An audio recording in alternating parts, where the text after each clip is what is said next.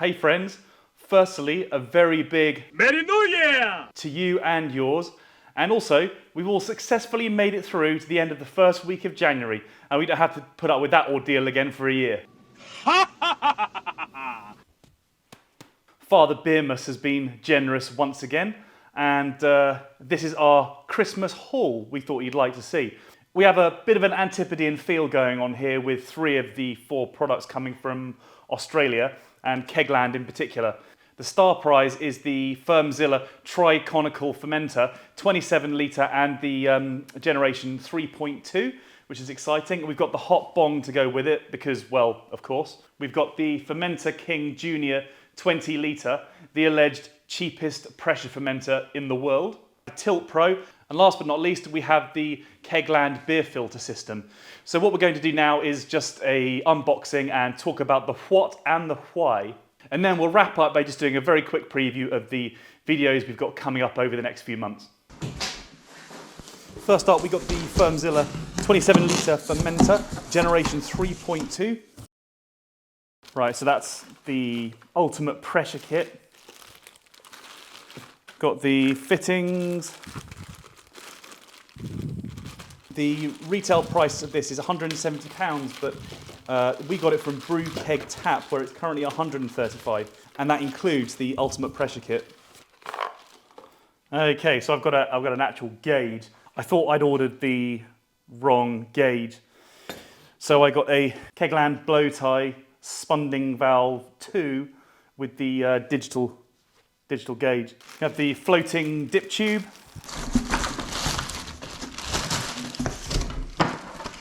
Fermenter itself. Oh,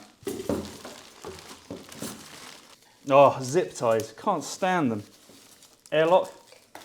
Now, because I have the pressure kit, I can obviously ferment under pressure using this, which is what I intend to do probably 99% of the time. The collection jar for harvesting yeast and whipping the trub away. All right, thankfully that's the last of the cable ties. The tri-clover ball valve. Moving on to the hot bong. Can't imagine why they call that a bong. I'll have to go and find a student to ask what it even means.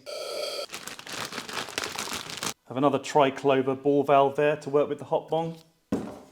This will all make sense on one of our videos coming up, honestly. And there we have all the bits and pieces. The stuff at the back there came with the FermZilla, and then in the foreground here, that all came with the hot bong kit.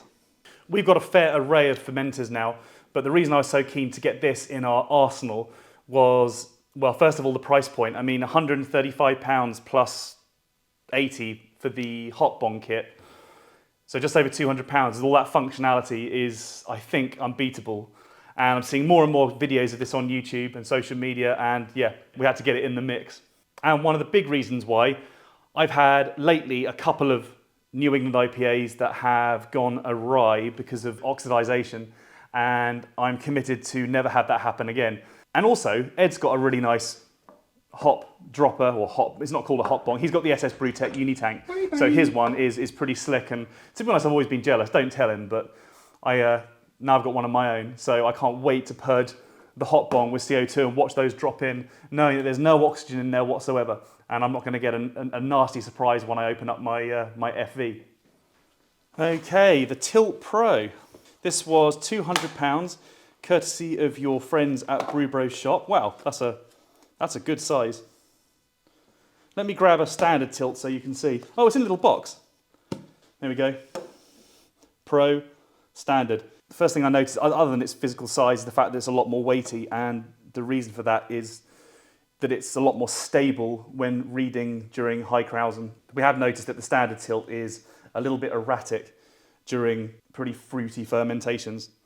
It also has a significantly improved range, particularly when working in metal fermenters. And also on the reading, you get an extra gravity point. So rather than being 1.000, it's 1.0000. The KegLand beer filter system. I mean, Father Beermus bought this as a bit of a late addition. And the reason being, again, because I've seen it in use on a few videos lately. Okay, so this is the housing kit. The filter is separate. It was, with the filter, it was £42 from Brew Keg Tap again. Yeah, so without filter, it's £32. With filter, it's £42. I guess that's some kind of mount for it, if you want to, yeah, wall mount it. I could be completely wrong on that. I'm sure some clever dick's going to correct me in the comments. But yeah, if you check out a few videos on YouTube, there's some of our Australian cousins who are using these and getting some extremely clear beer from it.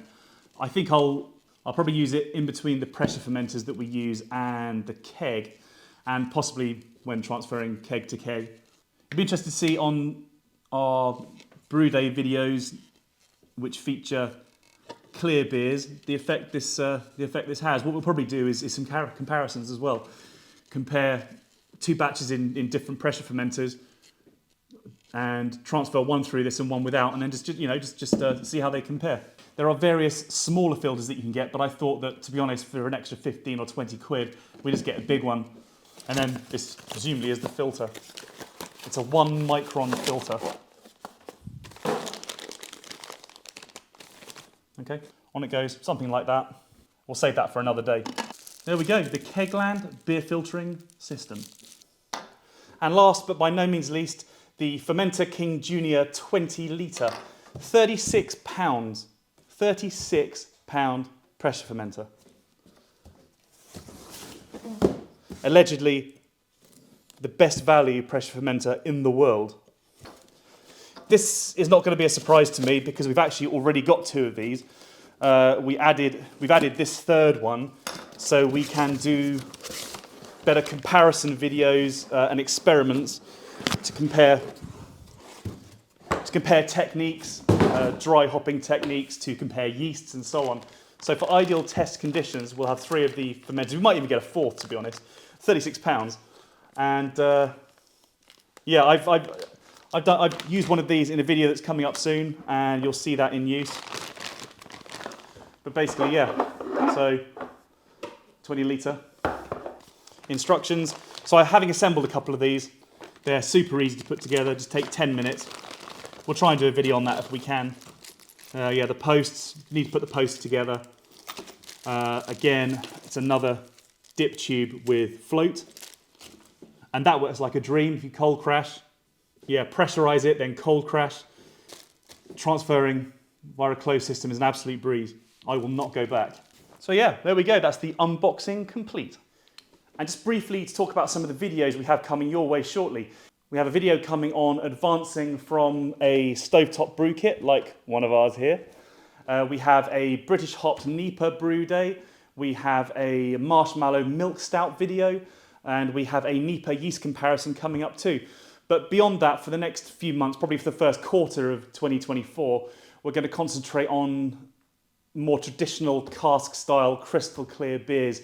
We've done quite a lot of wacky stuff lately, sort of USA-influenced, craft-influenced beers with adjuncts, and we've messed around with Christmas puddings, we've messed around with pumpkins, blah, blah, blah. So yeah, we're going to go back and do back to basics and do some good traditional stuff.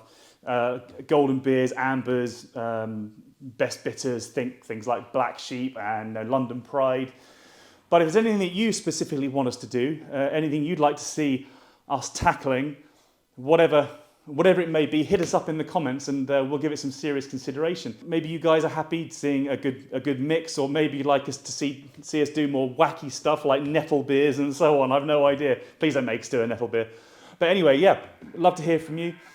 Thank you for watching. Hope that was of interest, and we'll see you in the brew shed very soon. Take care.